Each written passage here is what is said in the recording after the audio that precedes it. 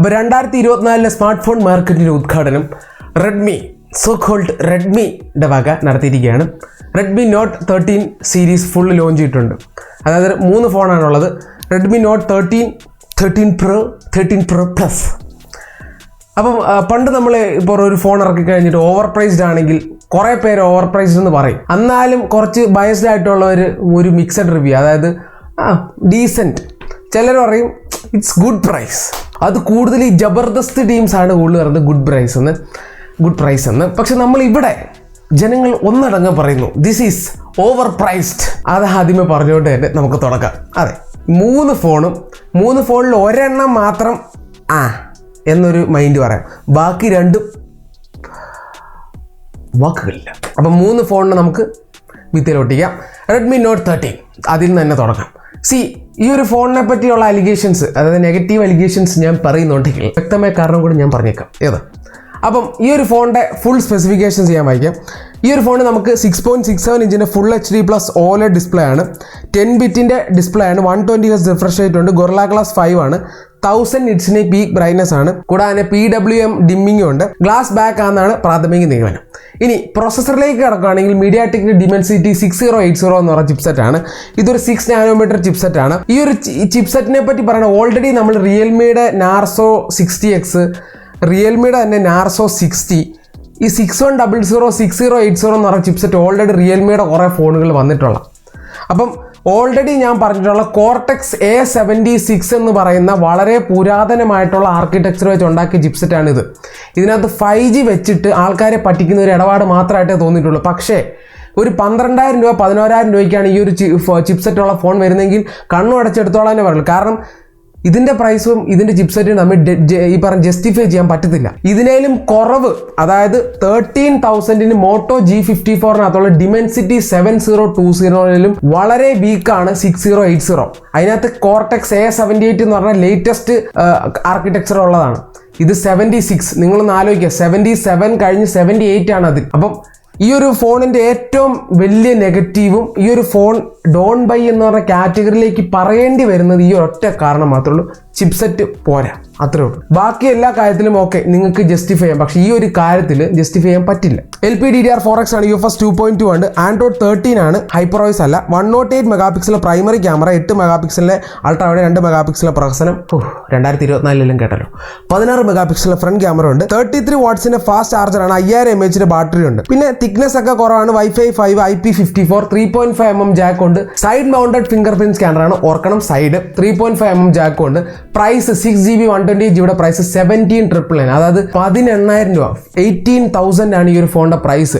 18,000-ന് 1000 രൂപ കൊടുത്തു കഴിഞ്ഞാൽ നിങ്ങൾക്ക് മോട്ടോയുടെ G84 കിട്ടും. അവിടുന്ന് ഒരു 2,000-3,000 കൂട്ടിക്കഴിഞ്ഞാൽ മോട്ടോ എഡ്ജ് 40 നിയോ കിട്ടും. ഇനി അത്രയും പോകണ്ടെങ്കിൽ ഞാൻ പറഞ്ഞ ഒരു 4,000-3,000 രൂപ കുറച്ച് കഴിഞ്ഞാൽ തന്നെ നിങ്ങൾക്ക് മോട്ടോ G54 കിട്ടും.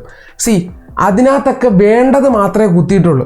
ഇതിനകത്ത് വേണ്ടാത്ത സാധനങ്ങളെല്ലാം കുത്തി കയറ്റിയിട്ടുണ്ട്. അതായത് 108 മെഗാ ക്യാമറ, അത് പ്രഹസനമാണ്, നമുക്ക് ഓൾറെഡി അറിയാം. എത്ര ഒപ്റ്റിമൈസ് ചെയ്താലും ശരിയാത്ത ഒരു സാധനമാണ് 108 മെഗാ സാംസങ് ഒഴിച്ച് ബാക്കി ഏത് കമ്പനിയാണ്. പിന്നെ അത്രയും 10 ബിറ്റ് ഡിസ്പ്ലേ തന്നില്ലെങ്കിലും സാധാ ഒരു 8 ബിറ്റ് അത്യാവശ്യം പെർഫോമൻസ് ഉള്ള ഡിസ്പ്ലേ തന്നാലും മതി. ഈ 2 സാധനം റെഡിയാക്കിയാൽ തന്നെ ഈ ഒരു ഫോൺ 15 താഴെ വെക്കാൻ പറ്റും. 17,999 ഓവർ പ്രൈസ്ഡ് ആണ്. താല്പര്യമുള്ളവർ കഴിവതും ഒഴിവാക്കുക. ഇതിനകത്ത് ഞാൻ കഴിവതും എന്ന് പറഞ്ഞ ടേം ഉപയോഗിക്കുന്നതിൻ്റെ കാരണം നിങ്ങളുടെ ഇഷ്ടമാണ്. എൻഡ് ഓഫ് ദ ഡേ നിങ്ങളുടെ ഇഷ്ടമാണ്. കാരണം ഞാൻ സ്പെക്കാണ് വായിച്ച് പറയുന്നത്, ശരിയാണ്. നീ ഫോൺ യൂസ് ചെയ്തിട്ടുണ്ടെന്നുള്ള ചോദ്യം വരും, ശരിയാണ്. സോ കഴിവതും ഒഴിവാക്കുക, ജസ്റ്റ് അത്രേ ഉള്ളൂ. ഞാൻ കണ്ടെടുത്തോളം ഇതിൻ്റെ പ്രെഡസർ എന്ന് പറഞ്ഞ ഫോൺ പിന്നെയും ഭേദമാണ്, റെഡ്മി നോട്ട് 12. നമ്മൾ ഈ ഒരു ചാനൽ അൺബോക്സ് ചെയ്തിട്ടുള്ള അതിനകത്ത് നമുക്ക് 4 Gen 1 എന്നൊരു ചിപ്സെറ്റാണ്. ആ ചിപ്സെറ്റ് ഇതിനേലും സ്ലൈറ്റ്ലി ബെറ്റർ ആണ് ആക്ച്വലി. നിങ്ങൾ ആലോചിക്കുക. പക്ഷേ 4K സപ്പോർട്ട് ഇല്ല, ഇതിന് 4K ഇല്ലെന്ന് എനിക്ക് അത് 2 4K ഇല്ല, ശരിയാ. അപ്പോൾ ഇതാണ് റെഡ്മി നോട്ട് 13 ഡോൺ ബൈ എന്നാണ് എൻ്റെ ഒരു അഭിപ്രായം. അടുത്തായിട്ടുള്ളതാണ് നടുക്കത്തെ പുത്രൻ. ആദ്യത്തെ പുത്രൻ, നടുക്കത്തെ പുത്രൻ, ഇനി ഒടുക്കത്തെ പുത്രൻ വൈകാതെ വരും. Redmi not 13 pro, considerably Redmi not 13 pro. ഈ ഒരു ഫോണിൻ്റെ സ്പെസിഫിക്കേഷൻ നോക്കിക്കഴിഞ്ഞാൽ ഓഫ് കോഴ്സ് ഗ്ലാസ് ബാക്ക് ആണ്. ഈ ഒരു ഫോണിൽ നമുക്ക് 6.67 ഇഞ്ചിൻ്റെ OLED display, 1.5K റെസൊല്യൂഷനുള്ള OLED display ആണ്. അതും 12 ബിറ്റ് ഡിസ്പ്ലേ ആണ്. 120 Hz റിഫ്രഷ് റേറ്റ് ഉണ്ട്. 1800 നിറ്റ്സിന് പീക്ക് ബ്രൈറ്റ്നസ് ഉണ്ട്. ഗൊറില്ല ഗ്ലാസ് വിക്ടസ് ഉണ്ട്. ഡിസ്പ്ലേയുടെ പോയിന്റ് ഓഫ് വ്യൂവിൽ 5 out of 10, 5 confirm, 5 out of 5. കാരണം ഡിസ്പ്ലേ ഇസ് ബെസ്റ്റ്. സ്പെക്കിൽ. Chipset Qualcomm Snapdragon 7S Gen 2 എന്നൊരു ചിപ്സെറ്റ് ആണ്. ഇത് 4 നാനോമീറ്റർ സാംസങ്ങിന്റെ പ്രോസസ്സറിൽ ഉണ്ടാക്കിയ ചിപ്സെറ്റ് ആണ്. ഇതിനകത്ത് 4x2.2 GHz Cortex A78, 4x1.95 GHz Cortex A55. Already 7S Gen 2ന്റെ വീഡിയോ ഞാൻ ചെയ്തിട്ടുണ്ട്. 7S Gen 2 എന്ന് പറഞ്ഞാൽ ജസ്റ്റ് 778Gന്റെ കുറച്ച് ബെറ്റർ വെർഷൻ അത്രേ ഉള്ളൂ. അതായത് ക്വാൾകോം സ്നാപ്ഡ്രാഗൺ 778G++ എന്നൊക്കെ വേണമെങ്കിൽ പറയാം. 7S Gen 2 അതാണ് സാധനം, ഇച്ചിരിയൂടെ ബെറ്റർ ആണ്. അപ്പം ഈ ഒരു ചിപ്സെറ്റ് നല്ലതാണ്. ഓഫ് കോഴ്സ് ക്വാൾകോം ആണ്. ഈ ഒരു ചിപ്സെറ്റിന് പവറും ഉണ്ട്, ഫൈൻ. ക്യാമറ നോക്കിക്കഴിഞ്ഞാൽ 200 മെഗാപിക്സൽ സാംസങ്ങിന് HP സെൻസറാണ്. OIS സപ്പോർട്ടുണ്ട്. 8 മെഗാപിക്സൽ അൾട്രാവൈഡും 2 മെഗാപിക്സൽ പ്രൊസസ്സറും ഉണ്ട്. സന്തോഷം. ആൻഡ്രോയിഡ് 13 ആണ്, ഹൈപ്പർ OS അല്ല. 16 മെഗാപിക്സൽ ഫ്രണ്ട് ക്യാമറ ഉണ്ട്. 5100 mAh ബാറ്ററി, 67 വാട്ട്സിന് fast charger, linear motor, dual stereo speakers, IP54 3.5mm jack, in display fingerprint. അതായത് മറ്റേതിനകത്ത് ഒഴിവാക്കിയിട്ടുള്ള ചില സാധനങ്ങൾ ഇതിനകത്ത് വെച്ചിട്ടുണ്ട്, like in display fingerprint scanner ഒക്കെ. സോ ഈ ഒരു ഫോണിന്റെ പ്രൈസ് എന്ന് പറയുന്നത് അത് അതിനേലും വലിയ കോമഡിയാണ്. 8GB 128GB പ്രൈസ് എന്ന് പറയുന്നത് 25,999, അതായത് 26,000 രൂപ. ICICI കാർഡ് ഉണ്ടെങ്കിൽ നിങ്ങൾക്ക് 24,000 ഈ ഒരു ഫോൺ കിട്ടും. 24,000 ഈ ഒരു സീരീസിൽ ഏറ്റവും ഭേദപ്പെട്ട ഫോൺ ഇതായിട്ടാണ് എനിക്ക് പേഴ്സണലി തോന്നുന്നത്. 7S Gen 2 chipset, best in class display, 200 megapixel ഞാൻ വലിയ വിശ്വാസിയല്ല. കാരണം 200 ഈ മെഗാപിക്സൽ കൂട്ടിയിട്ട് എന്താ എനിക്കറിയില്ല. നല്ലൊരു സെൻസർ വെച്ച് അത് ഒപ്റ്റിമൈസ് ചെയ്യാൻ പറ്റത്തില്ല. മെഗാപിക്സൽ വെച്ചിട്ട് എന്ത് കാര്യം? എനിക്ക് ഒരു താല്പര്യമില്ലാത്ത സാധനമാണ് 200 മെഗാപിക്സൽ എന്നൊക്കെ. വെറുതെ മെഗാപിക്സൽ കണക്ക് വെച്ചിട്ട് ഒരു കാര്യമില്ല. നിങ്ങൾക്ക് കുറേ സൂം ചെയ്യാം, ഓക്കെ. ചില സാഹചര്യത്തിൽ നിങ്ങൾക്ക് സൂം ചെയ്ത് വേണമെങ്കിൽ വേറെ തന്നെ നമ്പർ പ്ലേറ്റ് കണ്ടുപിടിക്കാം വണ്ടിയുടെ. അതായത് ഇവിടുന്ന് സൂം ചെയ്ത് നമ്പർ പ്ലേറ്റ് നമുക്ക് വേണേൽ കണ്ടുപിടിക്കാം. വേറെ എന്ത് ഗുണമെന്ന് എനിക്കറിയില്ല. ബട്ട് 200 മെഗാപിക്സലിൻ്റെ ക്യാമറ നല്ലതാവുകയാണെങ്കിൽ ഓക്കെ, ഫൈൻ, എഗ്രി. പക്ഷേ പ്രഹസനത്തിനാണ് വെച്ചിരിക്കുന്നതെങ്കിൽ നോട്ട് ഫൈൻ. അപ്പം 24,000 മേടിക്കാമെങ്കിൽ മേടിക്കുക. 26,000 ഈ ഒരു പ്രൈസിൽ ഈ ഒരു ഫോൺ എന്താ ഒരു ഡീസെൻ്റ് എന്ന് ഞാൻ പറയും. ഡീസെൻറ്റ്. കാരണം നിങ്ങൾക്ക് കോമ്പറ്റീഷനിൽ നോഡ് C3 ഉണ്ട്, സിമിലർ സ്പെസിഫിക്കേഷനാണ്. മേ ബി ഇതിൻ്റെ ക്യാമറ എങ്ങനെയാണെന്നല്ല, പക്ഷേ നോഡ് C3 ആയിട്ട് സോഫ്റ്റ്വെയറിന് ആ ഒരു വ്യത്യാസമുള്ളൂ. ബാക്കി കുറച്ചുകൂടെ കയറി നിൽക്കുന്നത് ഈ ഫോൺ തന്നെയാണ്. iQ C7 Proയുടെ പ്രോസസ്സർ ബെറ്റർ ആയതുകൊണ്ട് പ്രോസസ്സറിൽ C7 Pro ആയിരിക്കും ബെറ്റർ. 14 Neo ആയിട്ട് നോക്കുകയാണെങ്കിൽ അതിന് IP റേറ്റിംഗും ഉണ്ട്, ഓവറോൾ എല്ലാം ഉണ്ട്. പക്ഷെ പ്രൊസസ്സറിൻ്റെ കാര്യത്തിൽ കുറച്ച് വീക്കാണ് ഇതിൻ്റെ. അപ്പം അപ്സ് ആൻഡ് ഡൗട്ട്സ് ഉണ്ടെങ്കിൽ പോലും ഡീസൻ്റ്ലി പ്രൈസ്ഡ് ആണ് ഈ ഒരു ഫോൺ. Decently priced 24,000 വർത്താണ്. ഇനി ഇവിടെ ഒരു പ്രധാനപ്പെട്ട കാര്യം 1.5K റെസൊല്യൂഷൻ്റെ എന്ത് ആവശ്യമാണ് ഇവിടെ ഉള്ളതെന്നുള്ള. ഇത് വിമർശിക്കാൻ വേണ്ടി പറയുന്നതല്ല. നമുക്ക് വേണ്ടത് തരിക, വേണ്ടാത്തത് തരാതിരിക്കുക എന്നുള്ളതാണ് പ്രധാനപ്പെട്ട കൺസെപ്റ്റ് എന്ന് പറയുന്നത്.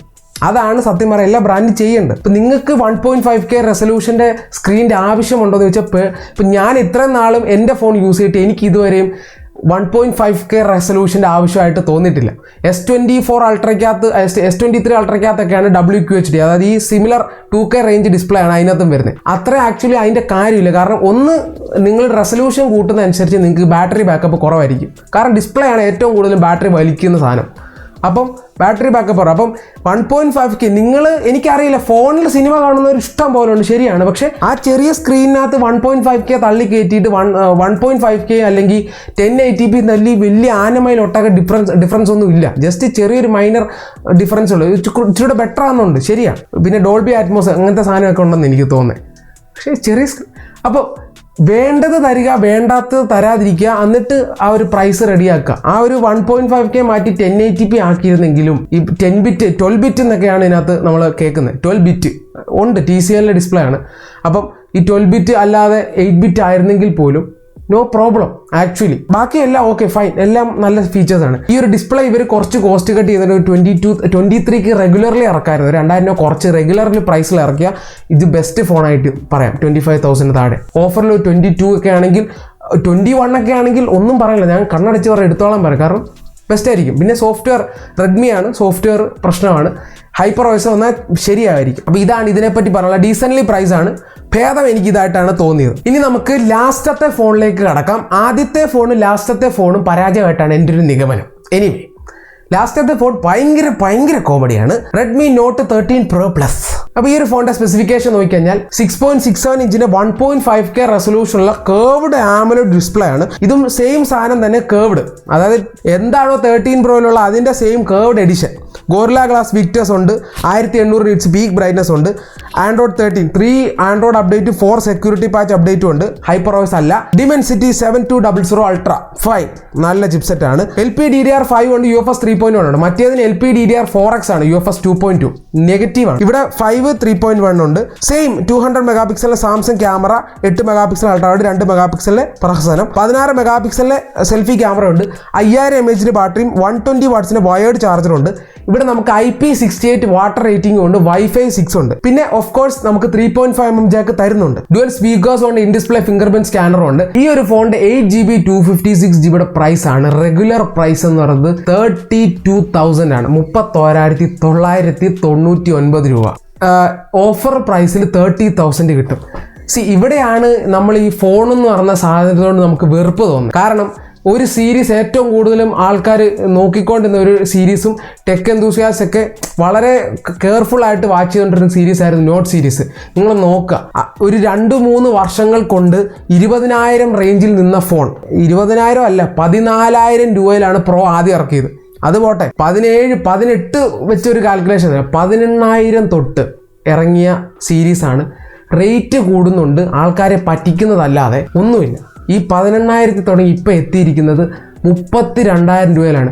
വൈ 32,000 ഇത് വെർത്താണെന്ന് എനിക്ക് ഒരു രീതിയിൽ പറയാൻ പറ്റില്ല. കാരണം ഇതിനകത്തെ ചില ഫീച്ചേഴ്സിന് വെർത്താണെന്ന് പറയാം, പക്ഷേ ബാക്കിയൊക്കെ എന്ത് ചെയ്യും, എല്ലാം കൂടെ അല്ലേ ബാലൻസ് ചെയ്യണ്ടേ. ഈ ഒരു പ്രൈസിന് ഞാൻ IQ Neo 7 Pro നിങ്ങൾക്ക് റെക്കമെൻഡ് ചെയ്യുള്ളൂ. ഫ്ലാഗ്ഷിപ്പ് ലെവൽ ചിപ്സെറ്റ് ആണ്, പിന്നെ ഡിസ്പ്ലേ AMOLED അത് മതി, 10 ബിറ്റും ആണ്, ഗ്ലാസ് ബാക്ക്, വേറെ എന്ത് വേണം, ക്യാമറ നൈസാണ്, എന്തിന് ഇത് മേടിക്കണം?